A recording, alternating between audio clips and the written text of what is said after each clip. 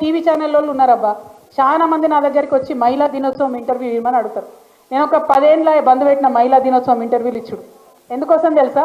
నేను ఒకటే చెప్పిన, మహిళా దినోత్సవం వచ్చి నన్ను అడగక ఇంటర్వ్యూ ఇవ్వమని. ఎవ్రీడే రా నా దగ్గరికి, ఎవ్రీడే వచ్చి నా ఒపీనియన్ అడుగు, ఈ విషయం మీద నీ ఒపీనియన్ ఏందని చెప్పి నేను చెప్తా. అంతేగాని మహిళా దినోత్సవం మీద వచ్చి నువ్వు మహిళల సాధికారిత మీద ఇంటర్వ్యూలు అంటే నేను 10 ఏళ్ళ బంద్ పెట్టిన ఇంటర్వ్యూలు ఇస్తలేను. ఎందుకంటే నేను బలంగా చెప్పిన, ఎవ్రీడే ప్రతి విషయం మీద నా ఒపీనియన్ అడుగు, మహిళగా నేను చెప్తాను. కానీ మహిళా దినోత్సవం అప్పుడే మేము గుర్తొస్తే దాని లాభం ఏమవుతుంది? దేవుళ్ళు దేవతలు మహిళలు అంటారు మనల్ని. అవును, దేవుళ్ళు అయితే ఏమవుతుంది? ఫోటో పెడతారు, పూజ చేస్తారు, దండేస్తారు, తర్వాత అవుట్. బయటకు పోయినాక గుర్తుంటారా? ఉండరు. అట్లా దేవుళ్ళు దేవతలు అంత గౌరవం మాకు అవసరం లేదు. మీతో సమానంగా మనుషులుగా మమ్మల్ని చూస్తే చాలని చెప్పి నేను ఈ సందర్భంగా మాట్లాడుతూ ఉన్నాను. ఎందుకోసము ఈ మాటలు చెప్తా ఉన్నా అంటే, మనము కేసీఆర్ గారి సైనికులం. ఏం చేసిరు కేసీఆర్ గారు? మనకు అవకాశం వస్తే, తెలంగాణ రాష్ట్రం వస్తే అనేకమైన కార్యక్రమాలు మహిళలకు చేసుకున్నాం. ఇలా నిజంగా మీరు ఆలోచించండి, ఒక పేద ఇంటి ఆడపిల్ల గర్భవతి అయితే ఎవరిస్తారమ్మా నెలకు 1000 రూపాయలు? అత్త ఇస్తాడా, మామ ఇస్తాడా, భర్త ఇస్తాడా, 2 పండ్లు కొనుక్కోమని ఎవరైనా మేనమామ వచ్చి ఇస్తాడా? కేసీఆర్ గారు ఇచ్చిరమ్మా ఆలోచన చేసి. ఇవాళ ఆ పథకాన్ని కూడా తీసేసేంత కర్కోటకమైన ప్రభుత్వం తెలంగాణలో ఉన్నదంటే మరి మనం నాయకురాళ్ళ మహిళల మాట్లాడాలన్నా వద్దా ఒకసారి ఆలోచించి. అంటే మన కోసం కాదు, పక్కోళ్ళ కోసం మాట్లాడాలి. ఎప్పుడు మనం పవర్ఫుల్ అవుతాం తెలుసా? మా అక్క చెల్లెలందరూ ఒకసారి ఆలోచించుకోవాలి. మన కోసం మనం మాట్లాడుకుంటే సెల్ఫిష్ అవుతాం, స్వార్థపరులు అవుతాం. పక్కోని హక్కుల కోసం మాట్లాడితే నువ్వు పవర్ఫుల్ అవుతావు. అది ఒక మహిళ నాయకురాలుగా ఎదగాలన్నా, నాయకులుగా ఎదగాలన్నా ఆలోచించుకోవాల్సిన అంశం.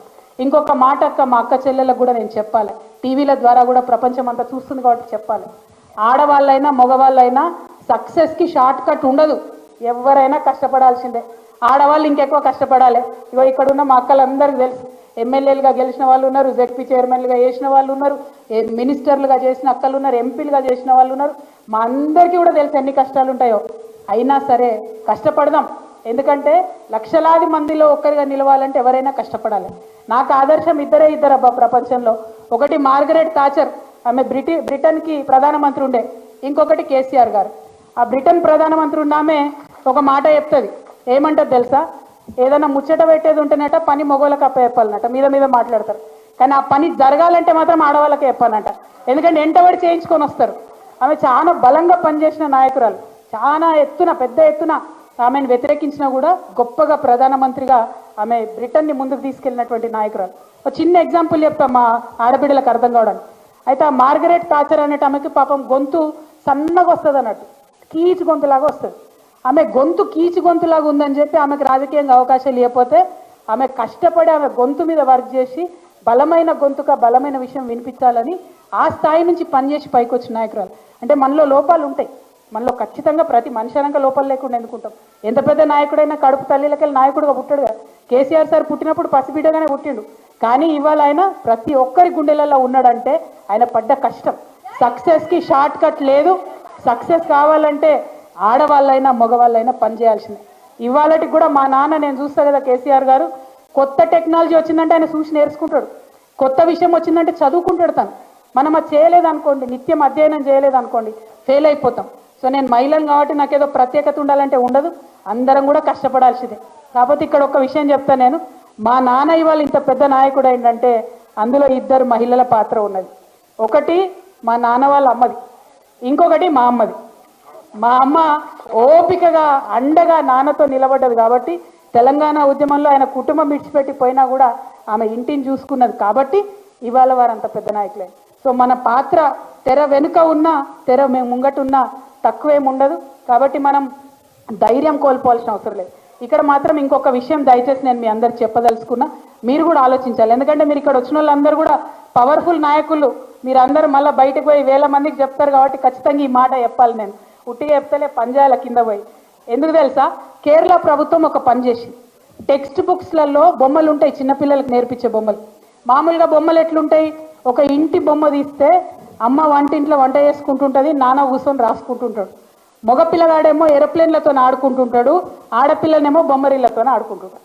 అంటే అర్థమైంది, ఆడపిల్లలు బొమ్మలతో ఆడుకోవాలి, మగపిల్లగాళ్ళు ఏరోప్లేన్లో కూడా ఆలోచన చేయొచ్చు, నాన్ననేమో మీద కూసుకొని రాస్తాడు, అమ్మ వంట చేస్తుందని అర్థం. చెప్పకనే ఒక మగపిల్లగాడికైనా ఆడపిల్లకైనా మనం అది చెప్తున్నాం.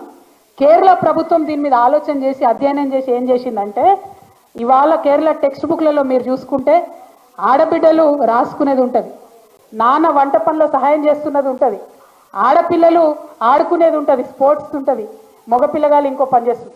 అంటే అందరూ కూడా ఎవరైనా ఆడ మగ తేడా లేకుండా పనిని పంచుకోవాలి, కుటుంబ భారాన్ని పంచుకోవాలి, ఆకాశమే హద్దుగా మనకు అవకాశాలు దొరుకుతాయి, దానికోసం ఆలోచన చేయాలని ఒక మెసేజ్, ఒక బొమ్మలు ఉంటుంది. అటువంటి ప్రయత్నం మన తెలంగాణలో జరగాలి. అటువంటి ఆలోచన మన తెలంగాణ ప్రభుత్వం చేసే విధంగా ఇక్కడ ఉన్న మహిళా నాయకులు మనం అందరం కూడా ప్రయత్నం చేయాలి. ఆ చిన్న చిన్న విషయాలు. ఇంకొక మాట ఏంది, మనకు లేడీస్ కూడా లేడీస్నే మాట్లాడుకుంటాం మనం 10 సార్లు. ఏమంటాం, ఎవరైనా మగపిల్లాడు ఏడుస్తున్నాడు అనుకో, ఏ ఊకి ఆడపిల్లలకి ఏడవకరా అంటాం. అంటమానమా? మనం బంద్ పెట్టుకోవాలి అటువంటి మాటలు. నిజంగా చెప్తున్నాను, తక్కువ చేసుకోవద్దు మనల్ని మనం, ఎట్టి పరిస్థితుల్లో మనల్ని మనం ఇన్సల్ట్ చేసుకోవద్దు. ఇంకొక మాట మనకు గుర్తొస్తుంది, నేను చిన్నప్పుడు 5వ 6వ తరగతిలో మా స్టాన్లీ స్కూల్ నడిచిపోయి వస్తుంటే ఆడ ఒక థియేటర్ ఉంటుంది. ఆ థియేటర్లు అన్నీ పిచ్చి సినిమాలు ఆడుతుంటాయి. అయితే అక్కడ ఒక అశ్లీలంగా ఉన్నటువంటి పోస్టర్ ఉంటే నేను చూసిన 5వ 6వ తరగతిలో చాలా మంది ఆడవాళ్ళు వచ్చి ఆ పోస్టర్ వీక్ అక్కడ తగలబెట్టారు. నాకు అర్థం కాలే వీళ్ళు ఏం చేస్తున్నారు. కానీ ఆ తర్వాత ఇప్పటి వరకు కూడా నేను ఈ 10 సంవత్సరాలలో నేను రాజకీయంగా ఇంత యాక్టివ్గా తిరుగుతున్నా, ఎక్కడ కూడా ఒక మహిళా మండలి పోయి ఒక పోస్టర్ తగలబెట్టింది నాకు కనవడలే. ఇవాళ మన ఇండ్లకు నెట్ఫ్లిక్స్, జీటీవీ, వీటీవీ 100 టీవీలల్లో అశ్లీసం అంతా మన ఇంట్లోకే వచ్చింది, మన సోఫా కాడికే వచ్చింది. ఒక్కళ్ళమన్నా మాట్లాడుతున్నామా అక్క? ఒక్కళ్ళమన్నా వాయిస్ రేజ్ చేస్తున్నామా? అంటే మన పురాణాలు ఏం చూస్తున్నారు, మనం ఏం చూస్తున్నాం ఆలోచిస్తలేం. నేను మీతో రిక్వెస్ట్ చేసేది ఒకటే, మహిళా సాధికారిత అంటే టీవీలకు మహిళ ఏ విధంగా కనబడుతుందో ఆ ముద్ర ఇక్కడ పడుతుంది మగపిల్లలకు. మహిళల మీద క్రైమ్ ఎక్కువైతుందంటే టీవీలలో చూపించే బొమ్మల్ని చూసి మహిళ అంటే ఇట్లా బొమ్మలాగా ఉండాలనుకుంటారు. అట్లా కాదు, అమ్మలాగా ఉండాలని నేర్పించే కల్చరు మనం మొదలు పెట్టాలి. దానికోసం మహిళా నాయకత్వం మనమంతా కూడా తప్పకుండా కృషి చేయాలి. ఇంకోటి ఏముంటుంది, ఇక మనల్ని విడగొట్టాలి ఆడోళ్ళను. అంటే ఏంది, అత్త మీద కోడలు స్కీమ్ వేయాలి, కోడల మీద అత్త స్కీమ్ వేయాలి. ఇవే సీరియల్ ఉంటాయి, కర్మగాలి మనం అవే సీరియల్ చూస్తుంటాం. అంతేనా కదా? సూపర్ హిట్ సీరియల్ అంటే ఏంటంటే అత్త ప్లాన్ చేస్తుంటుంది కోడల్ని ఎట్లా చంపాలో, కోడలు ప్లాన్ చేస్తుంటుంది అత్త. ఎందుకు ఇవి? వాటి మీద మనం ఎందుకు మాట్లాడతలేం? మనం అంత చెడ్డవాళ్ళమ్మా? అత్త వేరు అమ్మ వేరు అవుతుందని? అత్త లేకపోతే మా ఆయన ఎక్కడికి వెళ్ళి వచ్చిండు? ఎగ్జాంపుల్ చెప్తున్నా. మనం అది ఆలోచన చేసుకోవాలి కదా. మనం ఎందుకు మనల్ని మనం తక్కువ చేసి చూపించుకోవాలి? మనల్ని తక్కువ చేసి చూపించేటటువంటి వాటిని మనం ఎందుకు ఎంకరేజ్ చేయాలి? దయచేసి అది ఆలోచన చేయవలసిందిగా మిమ్మల్ని నేను కోరుతున్నాను. మరి వీటన్నిటితో పాటు మనము ఇవాళ ప్రభుత్వం నడుస్తున్న తెలంగాణలో వాళ్ళు మహిళలకు కొన్ని మాటలు ఇచ్చిండ్రు. మరి ఆ మాటలు ఇంప్లిమెంట్ చేయాలని కూడా ఖచ్చితంగా అడగాల్సినటువంటి అవసరం ఉన్నది. కేంద్ర ప్రభుత్వం ఏం చేసింది, మనకు 2023లో రిజర్వేషన్ చట్టం తీసుకొచ్చింది, మహిళా రిజర్వేషన్ చట్టం తీసుకొచ్చి ఏమన్నారు, ఇంప్లిమెంట్ చేస్తామన్నారు. కానీ దాన్ని దేంతో ముడిపెట్టిరు? జనగణనతో ముడిపెట్టిరు. అంటే జనగణన చేసేంత వరకు మహిళా బిల్లు రాదు. రాకపోవడం వల్ల ఏం జరిగింది, ఇవాళ మహారాష్ట్రలో ఎన్నికలైనవి, అక్కడ ఎమ్మెల్యేలు కాకుండా మహిళలు ఆగిపోయారు. ఢిల్లీలో ఎన్నికలైనవి, అక్కడ మహిళలకు రిజర్వేషన్ వర్తించలేదు. హర్యానాలో ఎన్నికలైన, అక్కడ మహిళా రిజర్వేషన్ వర్తించలేదు. నేను కేంద్ర ప్రభుత్వాన్ని ఈరోజు డిమాండ్ చేస్తూ ఉన్నాను, మీరు ఈ బడ్జెట్లో ఎందుకు డబ్బులు పెట్టలేదు? తొందరగా జనగణన చేయండి. మీరు జనగణన చేస్తే ఇప్పుడు రాబోయే బీహార్ ఎన్నికలలో మహిళలు ఎమ్మెల్యేలు అవుతారు. రాబోయేటటువంటి తమిళనాడు 2026లో ఎన్నికలు వస్తాయి, అక్కడ మహిళలు ఎమ్మెల్యేలు అవుతారు. ఆ తర్వాత ఎంపీ ఎన్నికలలో కూడా మహిళలకు అవకాశం ఉంటుంది. కాబట్టి ఖచ్చితంగా తొందరగా కేంద్ర ప్రభుత్వం సెన్సస్ చేయాలి, జనాభా లెక్కలు పెట్టాలని చెప్పి నేను బీఆర్ఎస్ పార్టీ తరఫున డిమాండ్ చేస్తూ ఉన్నాను. అదేవిధంగా రాష్ట్రంలో మన ముఖ్యమంత్రి రేవంత్ రెడ్డి గారు ఏదైతే మనకు మాట ఇచ్చిండ్రో, ప్రతి ఆడబిడ్డకు 2500 రూపాయలు ఇస్తామని ఏదైతే మాట ఇచ్చిరో, అది ఇచ్చేదాకా కూడా మనందరం వెంటబడాలని చెప్పి ఈ సందర్భంగా నేను డిమాండ్ చేస్తూ ఉన్నా. మరి ఇలా మహిళల కోసం పెద్దగా 1,00,000 మందితోని మీటింగ్ పెట్టిరట కాంగ్రెస్ ప్రభుత్వం నుంచి. వెల్కమ్ చేద్దాం, ఎందుకంటే మహిళలందరూ ఒక దగ్గరకు వచ్చినాం. ఏం చెప్పిర్రు అన్నాడు, ఎన్నికల కన్నా ముందు 1 కోటి మంది మహిళలను కోటీశ్వర్లు చేస్తామని చెప్పారు. మరి ఎట్లా చేస్తారు కోటీశ్వరుల్ని? ఒక పెట్రోల్ బంక్ ఇచ్చి కోటీశ్వర్లు చేస్తారా? కాదు కదా. 650 బస్సులు పెడతామన్నారు ఆర్టీసీలో. ఆర్టీసీయే బాగా నడుస్తలేదు. ఆర్టీసీకే 1800 కోట్లు ఇంకా ప్రభుత్వం డబ్బులు ఇవ్వలేదు. ఇలా మహిళలతోని బస్సులు పెట్టించారు. మరి వాళ్ళ కిరాయి టైంకి ఇస్తారా ఇయ్యరా? ఈ విషయం క్లారిటీ ఇవ్వాలి. 1. 2, ప్రైవేట్ వాళ్ళకి ఎట్లయితే కిరాయి ఇస్తున్నారో లేడీస్కి అట్లా ఇస్తున్నారా ఇవ్వట్లేదా ఒకటి చెప్పాలి. 3, ఆశా వర్కర్లు, అంగన్వాడీలు, ఏఎన్ఎంలు వీళ్ళందరూ పనులు చేస్తున్నారు. ఆనాడు కేసీఆర్ గారు ఏం చేశారు, వాళ్ళందరినీ ప్రగతి భవన్కు పిలిచి భోజనాలు పెట్టి మాట్లాడి 2 సార్లు జీతాలు పెంచినాం.